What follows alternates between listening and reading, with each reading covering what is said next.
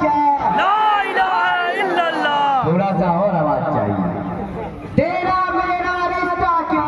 ला इलाहा इल्लल्लाह। ये थोड़ा ठीक लग रहा है, इससे और थोड़ा आवाज चाहिए। तेरा मेरा रिश्ता क्या? ला इलाहा इल्लल्लाह। नारे तकबीर, नारे तकबीर। चंद बातें हैं मैं अर्ज कर देना चाहता हूं कि एक हमारे झिटकिया का नौजवान कहीं जा रहा था तो ग्राउंड पे उसने देखा कि एक फुटबॉल है, उसको कई लोग अपने पैर से मार रहे हैं, लात मार रहे हैं। तो पहले देखा नहीं था कि फुटबॉल एक ही फुटबॉल है, करीब 12-13 लोग मिलके उसको लात मार रहे हैं। बगल में एक बहुत तजुर्बेदार बुजुर्ग बैठे थे, उनसे पूछा कि ये कर क्या रहा है? तो उन्होंने कहा कि यह फुटबॉल है, एक खेल होता है, इसको सभी लात मारते हैं। सवाल यह है ना कि फुटबॉल को लात क्यों मारते हैं और बड़े से लोहे को गोले को लात क्यों नहीं मारते? तब उस बुजुर्ग ने कहा कि यह जो फुटबॉल है यह अंदर से खोखला है, इसीलिए सब इसी को लात मारते हैं। और यही हाल हो चुका है हमारे मुसलमानों का। हम सभी अंदर से खोखले हो चुके हैं, हमारे अंदर तालीम नहीं है, हमारे अंदर शिक्षा नहीं है। हम अपने बच्चों को चाय दुकान पान दुकान पर लगाते हैं, 2 पैसे बचाकर उसे पढ़ने स्कूल नहीं भेजते। सबसे पहले जब हमारे अंदर शिक्षा आ जाएगी, हम जब नबी के तरीके पे चलेंगे, उनके अखलाक हमारे दिलों में रहेंगे, हम जब सड़कों पे चलेंगे तो हमें देखकर लोग कहेंगे कि यह मुसलमान जा रहा है। ये सब अखलाक आप अपने बच्चों के अंदर डालिए कि जब अखलाक हमारे अच्छे होंगे तो हमारे रिश्ते भी अच्छे होंगे।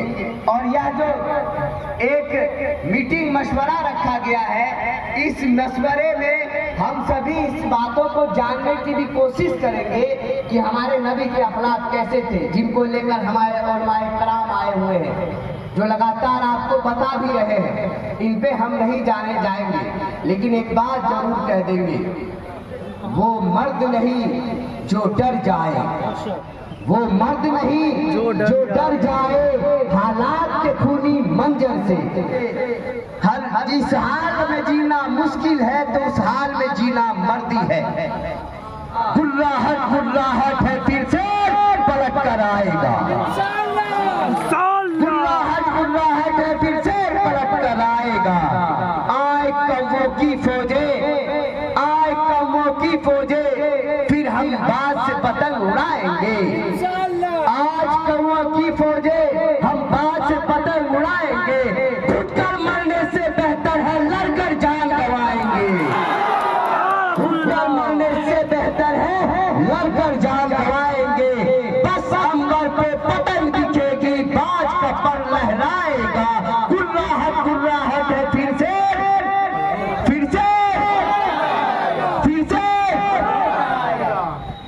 घर तोड़ा था जो बक्सा था मुझको मेरे अहबाबों ने, फिर छीनी है नींद मेरी मेरे बच्चों के ख्वाबों ने। घर तोड़ा था जो बक्सा था मुझको मेरे अहबाबों ने, फिर छीनी। दरियाव तेरी खैर नहीं बूंदों ने बगावत कर ली है, नादान समझ बुज़दिल लहरों ने बगावत कर ली है। हम परवाने हैं मौत सना, किसको मरने का खौफ यहाँ। हम परवाने हैं मौत सना, किसको मरने का खौफ यहाँ। रे तलवार तुझको झुकना होगा, गर्दन ने बगावत कर ली है। रे तलवार झुकना होगा, गर्दन ने बगावत कर ली है। आप सभी लोग इस बात को जान रहे हैं कि 2014 के बाद से इस देश के कानून और कानून को जब भी तोड़ा गया है तो ये सरकार ठीक उस तरह की सबूती है जैसे कोई गूंगे और बहरे के सामने कोई बात कही जाए तो वो बात नहीं सुनी जाती है। मैं ये पूछना चाहता हूं, जब संविधान में इस देश के आईन और कानून को बनाया जा रहा था, उस वक्त भी इस देश के कानून और आईन, उस वक्त भी बाबा साहब डॉक्टर भीमराव अंबेडकर को संविधान की कमेटी में जाने से रोका था और ये कहा था कि बाबा साहब डॉक्टर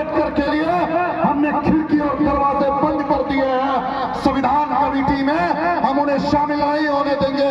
उस वक्त भी इस देश के मुसलमानों ने वेस्ट बंगाल की सीट से एक मुस्लिम सांसद ने इस्तीफा दे करके ये तय किया कि इस देश में जो संविधान लिखा जाएगा वो इस देश का दलित समाज का, अनुसूचित जाति जनजाति समाज के युवा को भेज करके इस देश में अधिकार लिखवाया गया।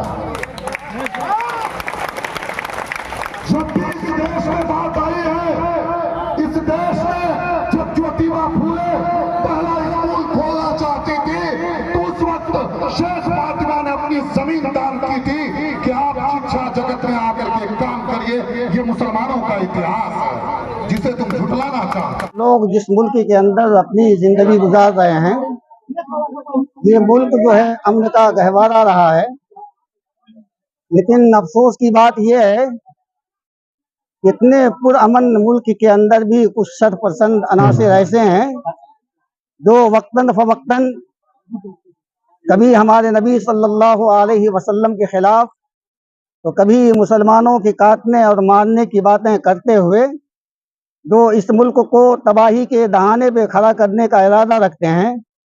हम ऐसे लोगों के खिलाफ आज क्या इजलास बुलाए हैं और इस इजलास के ज़रिए से हम हुकूमत से ये मुतालबा करना चाहते हैं कि चूँकि हमारा मुल्क अमन का गहवारा पहले भी रहा है, आइंदा भी अमन व अमान यहाँ पर कायम रहे, इसलिए जो शरपसंद अनासिर इस तरह की हरकतें करते हैं जिससे मुल्क का अमन व अमान ख़तरे में पड़ जाए, ऐसे लोगों को गिरफ्तार करे, उनको कैफ़रे किरदार तक पहुँचाए।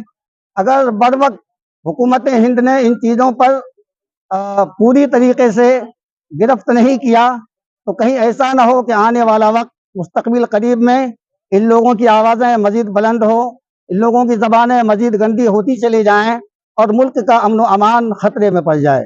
इसी निस्बत से आज हम लोग यहाँ पर जमा हुए हैं और हम पूरे पुरअमन तरीके से आज का ये इजलास चला रहे हैं और इंशाअल्लाह ताला आने वाले 19 अक्टूबर को एक एहतजाज निकालेंगे खामोश तरीके से और उसके ज़रिए से हम हुकूमत हिंद तक भी और सदर जमहूरिया तक भी अपनी आवाज़ को पहुंचाने की कोशिश करेंगे, अपना मेमोरेंडम पेश करेंगे। मुझे मोहम्मद रुस्तम अली रहमानी कहते हैं। ये प्रोग्राम सूबे बिहार ज़िला मधेपुरा से एक इनकलाबी प्रोग्राम है और यहाँ बड़ी तादाद में उम्मत मुस्लिमा जमा है और हम लोग अमन पसंद लोग हैं। कभी भी इस मुल्क में तोड़ पैदा करने की हम लोगों ने कोशिश नहीं किया है। हमारे ऊपर आंच आई, हमको गाली दिया गया, हमारे नौजवानों को मारा गया, हम वो बर्दाश्त करते रहे, लेकिन हमारे नबी मुहम्मदुर रसूलुल्लाह सल्लल्लाहु अलैहि वसल्लम की ज़ात पर आंच आए, आपकी शान में गुस्ताखी हो, ये कोई मुसलमान इसे बर्दाश्त नहीं कर सकता है। और हम इस मुल्क के कानून का, आइन का, दस्तूर की पूरी हिफाजत करते हैं और मैं अपने मुल्क के आइन के पेशे नज़र हुकूमत हिंद से और सदर जमहूरिया से ये मुतालबा करते हैं कि ऐसे लोग जो मजहबी पेशवाओं को, नबी को और किसी धर्म के गुरु को बुरा भला कहे, उनके ऊपर सख्त से सख्त कार्रवाई करे और ऐसे लोगों को जेल के सलाखों में बंद करे ताकि कोई लोग इस मुल्क में नफरत की आवाज न चला सके और नफरत की आग न भड़का सके। मेरा नाम शब्बीर अहमद रहमानी है, मुहतमिम जामिया फैज़ रहमानी, जीतापुर मधेपुरा।